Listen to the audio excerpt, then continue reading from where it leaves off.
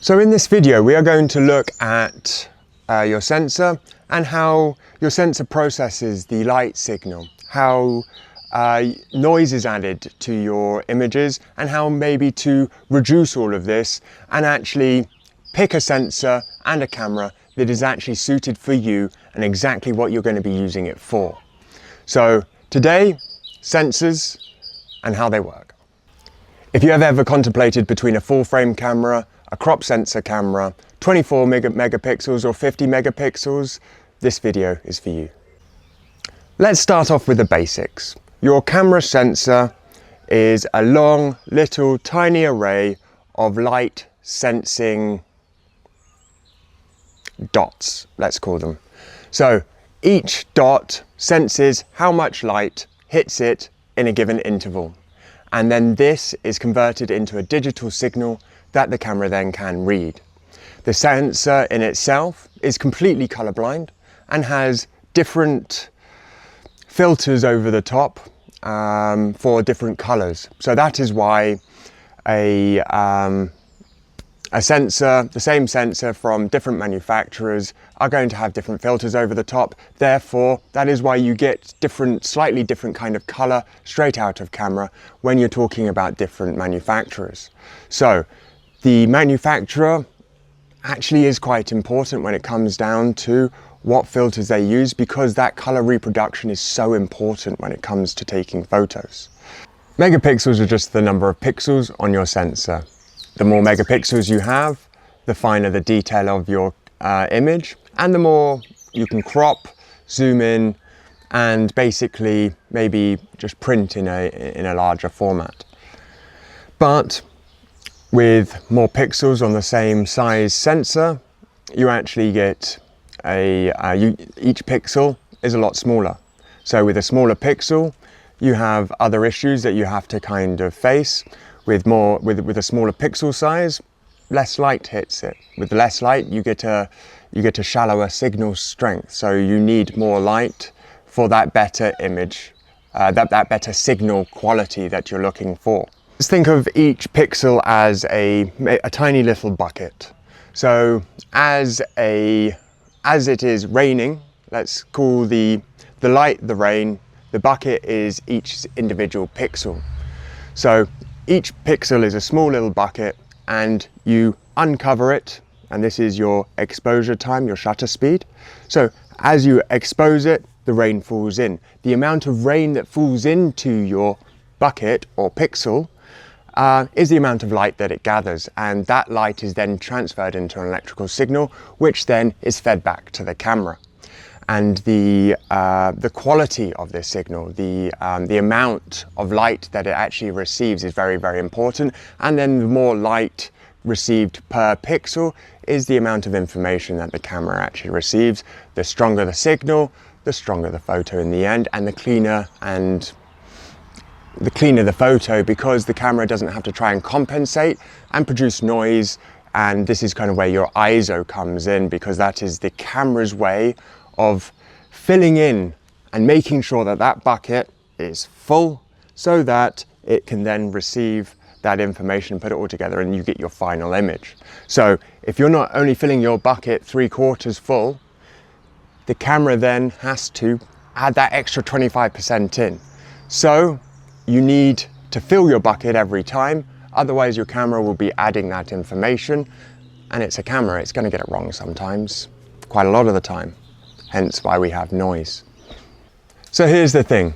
If you have a sensor and you cram more pixels onto that sensor, you are effectively decreasing the size of each pixel. Therefore, with a smaller size pixel, you're introducing, well, you've got less signal coming from that pixel, so you're potentially introducing more noise. Let's touch briefly on the sensors, the different sensors that you can use in your cameras. Most mirrorless cameras nowadays will use a CMOS sensor. These are very, very efficient, they're fast, and they are cheaper to manufacture than the CCD equivalent that old prism cameras that used to use. They're also a lot faster, meaning that you can take more images in your rolling bursts and this sort of thing as well. The CMOS is now not being replaced, but there is a new type of sensor, the APS-C, backside illuminated, which moves all of the cables and everything behind the sensor, which means theoretically more light hits the sensor. You get, for the same shutter speed and same settings, you actually get more photons hitting the sensor. Therefore, your image quality and signal strength are a lot higher. But I haven't actually had the privilege of using one of these cameras yet, so I can't give you first-hand experience. But I can say that a CMOS sensor, having used one for over 5-6 years now, is very, very good, efficient, and I can do about three shoots of about 4 or 5 hours each on one battery. You might also hear about stack sensors, where the sensors are literally stacked in front of each other. These are very, very good for giving you extremely fast readouts and reducing the rolling shutter in when you're using an electronic shutter, which is very, very good when you do need that really, really fast readouts. You also have some specialist designs that tend to be used in cine cameras, where they just increase the amount of dynamic range. You don't need to know all of these, but the newer sensors do improve the speed, and with the rolling and global shutter speed, global shutters that you now get are very, very good, based on the fact that you can increase and have a flash sync, for example, of 1/8000, which was just unheard of a few years ago, based on the fact that it doesn't go across, it just takes the whole reading all at once, and therefore your sync speed and your basically the ability to freeze motion with a flash is unparalleled. You've heard of the terms full frame, APS-C, micro four thirds, 1 inch. These are all different types of sensors, and these are literally just the size that the sensor is. So the larger the sensor, the more information and more light that can hit that sensor at that given time. More light, more information, better image quality, better resolution, and you can do a lot more with the photo afterwards. So these all do matter quite a lot. With the larger sensor, you get quite a lot of caveats. You can have a lot more control over your depth of field. You get a lot nicer and smoother transition over your tonal boundaries, and well, you get just a better and cleaner image in the final kind of delivery, based on the fact that you have a lot more light hitting the sensor. Therefore, with a higher resolution camera, you have a few trade-offs to think about. With more pixels on your sensor, you have a weaker signal because your bucket is smaller, and well, therefore you have probably cleaner and clearer images with a lower megapixel, but you can print a lot larger, and there's a lot more you can do with the image after. So if your deliveries are going to be prints or campaigns and commercial sorts of things, they need to be large. They need to have at least 300 dpi. So this is really something where a full frame large sensor really comes in handy. But you get more noise, so you need a lot more control over the light that you actually put into the system at the start. And this is very, very important when considering what sensor to buy. So for example, moving from a smartphone to a micro four thirds or 1 inch sensor is a huge step up in both image clarity and your tonal transitions. But then moving from a crop sensor to a full frame will give you a lot more control in your dynamic range. So you've got to think about these sorts of things when you're actually considering which sensor to go with in the first place. So when thinking about it in real terms, a 20 to 30 megapixel for most people is exactly what you're looking for. It is the trade-off between low light performance and taking an image that you can be proud of and put on your wall. The slightly increased kind of megapixels, the quality, from 40 to 60. They're more for professional use and when you're going to be printing and it's going to be put on billboards and large campaigns for this sort of thing. You really need to then think about the amount of light that you're putting into your situation and ensuring that you're not ending up with a lot more noise in your final image, because denoising isn't something that you should use as a fix. It is something as a nice to have if you slipped up and there's a little bit of noise in your shadows. The ultra high resolution from 40 to 60 megapixels for landscapes, for fashion. These are reserved when you actually have good technique, you have a little bit of experience and you have that control over the light and you know how to make sure that your dynamic range is all kept within about 16 stops, for example, and this sort of thing, to ensure that as a delivery to your client, you don't have noisy photos and your end result is very clean and presentable. Let's get to the real heart of what we're talking about today, the signal to noise ratio. Signal being the amount of information fed from your sensor to your camera. The amount of noise is the electronic junk that kind of gets fed in along the way, the chromatic abbreviations, the heat and the photons kind of bouncing in the wrong direction. This kind of electronic junk is part of your final image. And this ratio, the SNR, some people call it, the signal to noise ratio, is really important, and the better the signal to noise is, the cleaner that your end image is. So we're trying to increase the signal while reducing the amount of noise. Once you have control over this, you have a very clear control over the camera's ability to give you a clean image. My camera, for example, is really sharp. So I do caveat quite a lot in other areas. When I'm doing portraits, for example, I will use a mist filter.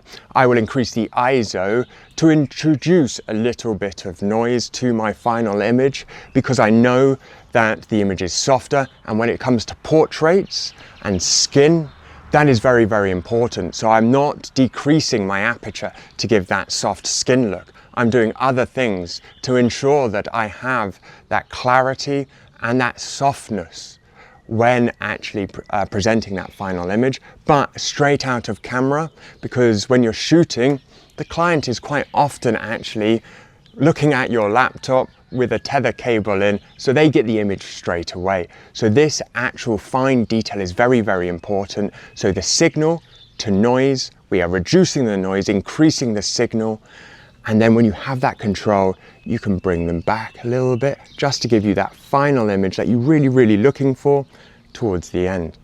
Where does noise come from? It can come from your camera being too hot and affecting the line that the photons actually hit your sensor.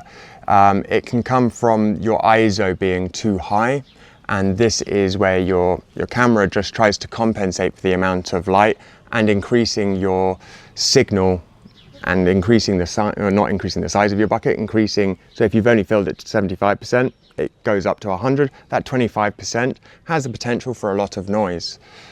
The chromatic abbreviations, the different filters that you can put on your lenses, reducing the amount of light, these will always increase the amount of noise in your scene based on the fact that your camera is trying to get that signal strength right up to where you actually need it for it to then convert to a full image. With lower ISO, you have a cleaner image. You have less compensation of that light, but with a higher ISO, you have the caveat to be able to shoot in lower light.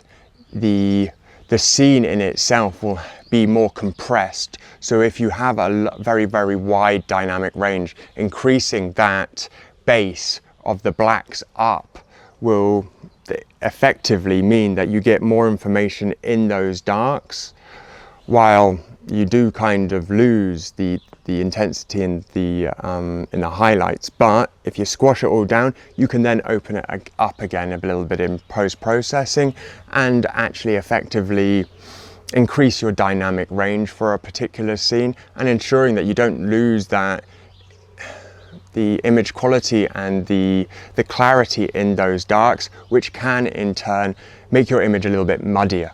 Therefore, when taking a photo, try and expose for more photons hitting the actual sensor rather than just cranking your ISO, because this in turn means that your end image isn't actually going to be usable for anything other than something like social media, because your image quality is taken down so much. From a distance, yes, of course, you can't really see the see all the issues with the photo. But if you want to put this on your wall, you're not actually going to be able to increase the size of it, based on the fact that as you zoom in, you just get a lot more artifacts from your actual photo. So better light and better control, slower your shutter speed before increasing your ISO, which will give you a better image in the end. If that all fails, get a tripod and just decrease your shutter speed, because then you can actually have a better end image.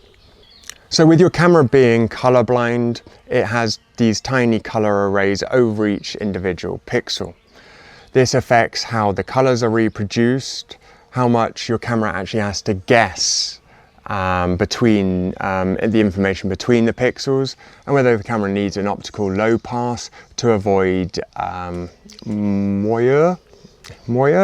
I'm not too sure, I've never actually heard it out loud. Basically, it is a pattern that you can end up on clothes, which from personal experience, I tend to find that it appears more on artificial clothing, viscose, than polyester, and all of these sorts of blends. You actually end up with this colourful pattern. I'll show you in this picture here, where actually it is really, really difficult to get out in post-production. This is something that you actually need to do at the time, and the combination of shutter speed and your ISO, just changing these even by 50 to 100 will actually change how the sensor receives that light, and actually will get rid of the moire in itself. I've experienced it a few times, and sometimes I don't even see it in camera. I get home and there's just kind of a faint pattern in some of the clothes. Normally it's identified at the time, and we kind of change a couple of the settings there and then. But if you do get home, it is very, very difficult to fix. There are anti-moire, I'm not sure how to say it, filters that you can use in both Capture One, and I'm sure it has it in Lightroom and stuff too. But I have to admit, it is something that you want to identify at the time, because it is nearly impossible to get a beautiful image at the end. So really, really think about this, but I'll probably do a whole different video, even if it's a few minutes long, just to kind of go through these different things. So I'll leave that for a different time. On top of the raw camera data that your camera receives, it also applies demosaicing. It will apply noise reduction and then probably sharpening as well to your final image. These are all settings that you can actually have a lot of control over in your camera's settings, to make sure that it doesn't do any processing that you don't actually want. I've turned half of these settings off because I don't want my camera to apply sharpening to my end image, because I know what my end image is going to look like, and I do everything, well, my camera is more than sharp enough for all of this sort of stuff, so I don't want it to actually add any information to my end image, because I already have all of that control in the post-processing in my Capture One in Photoshop. The image quality is a combination of physics and image processing. With these settings, I would suggest turning off the noise and the sharpening. The demosaicing is actually quite important in camera, based on the fact that this is where it actually just combines all the sensors, because there is obviously a gap between each individual sensor. These will affect your final image, and turning off these are quite important, because that gives you the raw information of how your camera is actually processing this data.